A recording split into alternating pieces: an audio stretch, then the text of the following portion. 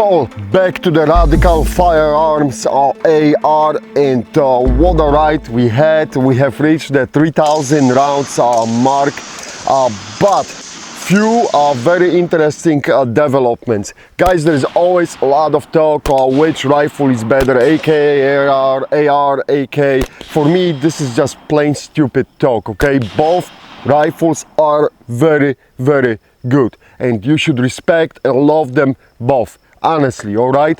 I could never understand that mentality. Why people keep fighting. We love AKs, but we respect M4s and ARs as well. And there was just a rush of the videos recently on the YouTube from other sources which were showing up how well the AR performs in the nasty conditions, and then they use some rather shady AKs to show how the AKs suck. For me, that's kind of playing the ball really not fair, as well. And I don't understand why people are doing it.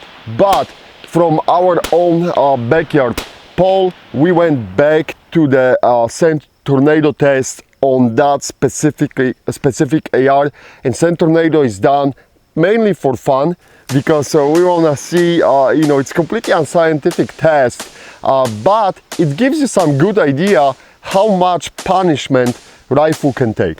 Yeah.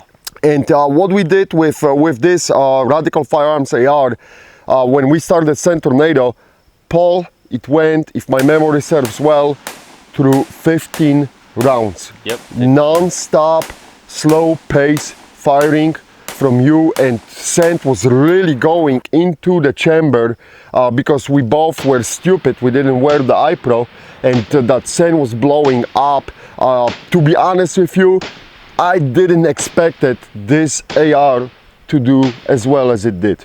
Really, it was a very solid performance on the Sand Tornado test. Half magazine gun. When you were shooting, I was like, holy shit, we're going to run out of the ammo, but it finally clogged up.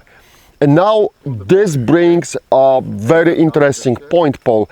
So let's talk a little bit about the cleaning. As we know from the AK, when you got all that sand and everything, it's extremely easy to clean it, because you're basically taking the dust cover off and you have everything exposed. So all we do is go to the creek, wash it off, and basically dirt, garbage is gone. Now with the AR, because of the construction, how you got the upper receiver made, you got all these areas where this fine sand unfortunately find the way and clogged up everything. So we tried the water, and I think so that was a mistake, because that created even bigger disaster. Yeah. You could see, it changed everything into the mud, and I had to use a lot of air pressure and basically blow it off. It wasn't brushed, the rifle still wasn't clean. It was just, I used at home, when we went back home, and I used the compressed air to blow everything off, because you could see tons of that dirt and sand all over the place, and it wasn't getting dissolved by the water anymore. So it was a mixture of the probably CLP, the sand, and everything. So yes, the today's ARs, like that one is made, mil-spec parts on the upper receiver and the lower receiver. At least that's what the Radical Firearms is saying. The SOCOM barrel, very nice quality setup on budget money.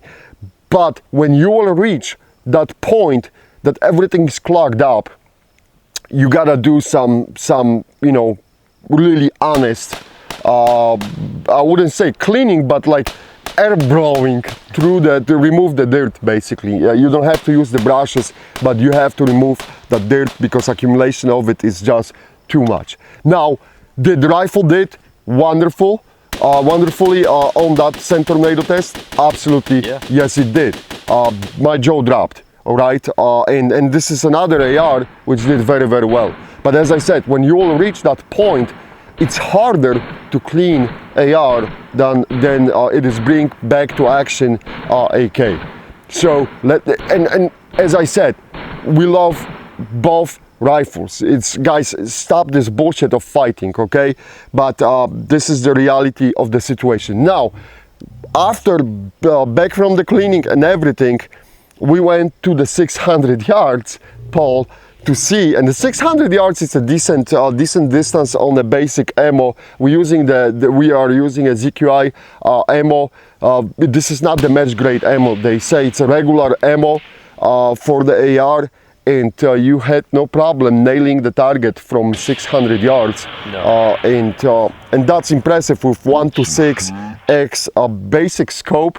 So today we have a very, this is a very budget setup. This is the budget scope and the budget rifle with on the American Defense mount. That mount, the quick detached mount, is amazing because it basically enables you to go back to zero every time. But rifle shoots very well, either from 600 yards, 300 yards, even after all the tortures in that sand. And to remember, Paul, we looked to the chamber and to the barrel, and you could see the sand grains in it. So it was nasty. Again, are you going to see that kind of unless you live in a very dusty environment, and Iraq is nasty. But if you live, maybe in the desert somewhere in Arizona, yes, you can probably see something like this. Is it going to happen in like Midwest? Very, I wouldn't say so. But it's nice to see what the rifle can do. And the 15 rounds, for me, it was very, very respectable. And that was basically what happened was the round was fed to the chamber, but I think it just stopped. The bolt stopped. Yep. Finally, it was too much grit in it, and game was over at that point. All right, but enough with the bullshit talk. Let's go back to all other dumps and everything. Paul, zero malfunctions. Nothing today. Nothing. Whatever you want to say, those rifles just keep chewing the ammo up and spitting the empty shells. And after many tune-ups, it reached the point that this is it should be a respected rifle, and I think so. It deserves an honest look from the people too. But let's see how we are doing. Honestly, with the bolt and the bolt carrier. We spent a lot of rounds. It's 3,000 rounds. I would say that's a decent run. It's starting to be decent for. Could you hold this? It's starting to be a decent for the rifle. So let's see what we got here. I will try to pull. There you go. I always have a problem with those stupid retaining pins. And the firing pin, Paul, I don't see any deformations on the firing pin. It's just nasty, and it will be nasty. I mean, you shoot so many rounds, that thing is going to be nasty. Let me see on that cam if there are any wear-off marks or anything. I don't see anything, Paul. Do you see any fresh metal biting? It's just, again, it's dirty as hell, which this is what exactly you would expect, right, to be. And you can see the carbon buildups. This is going to be a bitch to clean. You can see the carbon buildup on it, but it looks good. I don't see any again deformations or anything. And I'm looking at the bolt and the extractor and the locks. Let's look at the locking lugs, Paul. Again, I see everything is in the perfect order. I don't see any cracks on it or anything. Let me look at the bolt face. The bolt face is looking great too. The ejector claw, perfectly fine. So all this looks good. And physically outside of the bolt, I don't see anything wrong with it. I'll put it here because you are overloaded on that side. The gas key stays in place. This was, I was talking a little bit about the stocking, but I don't see anything wrong with it. Those screws are not moving. And the bolt carrier, again, it's just nasty. This is what we would expect, right, when you shoot a lot on that rifle, but nothing. I mean, really, this is just the finish is gone from the metal, and I don't see anything wrong with the bolt carrier, or firing pin. How we are looking in the chamber, because that chamber and the gas tube, This looks decent too, Paul. It's just all dirty.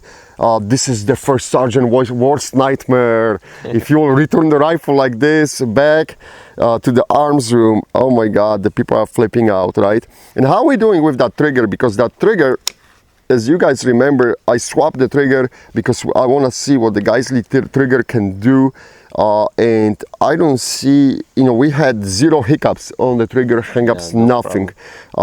It wasn't lubricated as the Geissele is advising, because I basically don't want to lubricate it. I want to see how this is going to look after the 5,000 rounds, but it looks all good to me. And as I said, I really like those triggers. They are expensive, but I like them. Other than this, Paul, really, there is nothing on this rifle which would scream out and jump out and said, you guys suck. And the barrel nut stays in place too. That rail is still tilted. I will use, some of you told me to use the shim to put like spacer, so I can level out shim, and I'll do it after the testing is done, if the rifle will survive the whole run, 5,000 rounds. I have swapped today. I have swapped also the stock for the BMS Mission First Tactical, because I like those stocks. They're really cool. I got them, and it worked very well. It worked very well. It's kind of cool stock. Nothing special, but it's cool. It's beat up. We had it on the shotgun survival. Yeah, that's shotgun survival, shotgun shell survival. That's a good old days. We don't do the tests like this. But other than this, the 1-to-6 scope is very interesting animal. It's cool for the CQBs because you can quickly swap to one, and it helps when you shoot at the extended range too. Yep. It's actually, we were shooting at 620 yards there, so it's a nice distance for the rifle like this, and it did very, very well. Paul, at this point, I would say that it's holding up very nicely. For the budget rifle, as I said, I paid for it $649 at the Firearms website, but I know that they got them, you can catch them for the $599, and that's a lot of value for the rifle for that price. But we got still 2,000 rounds left. So let's see before the final opinion is released. So far, I would say it's doing better than I would expect. And I'm kind of happy for the Radical Firearms. It's a young and hungry company, and we'll see. Let's keep the fingers crossed. We'll see what's going to happen, right? All right, guys, thank you for watching. Please let us know if you have any questions, and see you soon.